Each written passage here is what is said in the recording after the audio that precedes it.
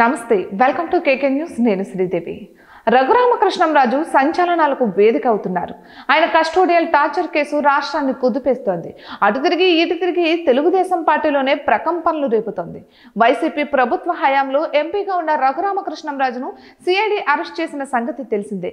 ఆ సమయంలో విచారణ పేరిట ఆయనపై 3rd డిగ్రీ ప్రయోగించినట్లు ప్రచారం నడిచింది. ఇక తన శరీరంపై గాయాలు చూపుతూ అప్పట్లో రఘురామకృష్ణంరాజు న్యాయస్థానాన్ని ఆశ్రయించారు.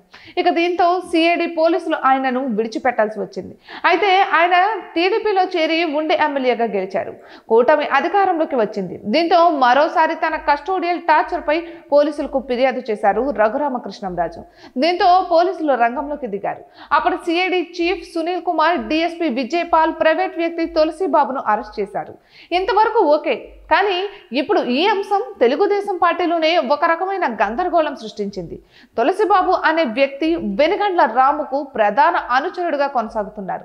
అయితే అంతకంటే ముందే ఆయన వైసీపీ నేతలతో సన్నిహితంగా మెలిగారన్న ఆరోపణలు ఉన్నాయి. ఇక అప్పటి సిఐడి చీఫ్ సునీల్ కుమార్ కు అత్యంత సన్నిహితుడు కూడా. అప్పట్లో రఘురామకృష్ణంరాజు కేసులో ఆయనను బెదిరించేందుకు గాను తులసిబాబు సేవలను వినియోగించుకున్నారట. విచారణ పేరిట రఘురామకృష్ణంరాజు గుండెపై తులసిబాబును కూర్చోబెట్టారట. అందుకే ఇప్పుడు రఘురామకృష్ణంరాజు తులసిబాబు పేరును బయటపెట్టారు. ఇక ఆయనను సైతం అరెస్ట్ చేయాలని ఫిర్యాదు చేశారు. దీంతో పోలీసులు అదుపులోకి తీసుకున్నారు.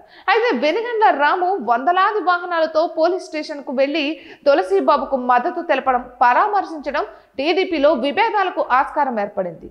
తులసిబాబు వైసీపీ సన్నిహితుడని తెలుసుకున్నాక వెనుగండ్ల రాము దూరం పెట్టకపోవడాన్ని ఎక్కువ మంది తప్పుపడుతున్నారు. అయితే తులసిబాబు ఎపిసోడ్ తెలుగుదేశం పార్టీలో ఒక కన్ఫ్యూజన్ వాతావరణాన్ని క్రియేట్ చేస్తోంది. పార్టీలోనే ఇద్దరు ఎమ్మెల్యేల మధ్య పోరాటంగా మారింది. తనపై కస్టోడియల్ టార్చర్ కేసు విషయంలో స్వతంత్రంగానే ముందుకు సాగాలని రఘురామకృష్ణంరాజు భావిస్తున్నారు.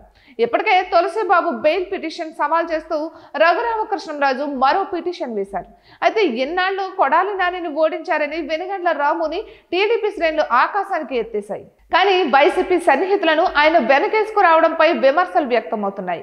ఇది ఎంత దూరం తీసుకువెళ్తాయో చూడాలి. మరి ఇటువంటి మరెన్నో వీడియోస్ కోసం కేకే న్యూస్ తెలుగు ఛానల్ని సబ్స్క్రైబ్ చేసుకోండి.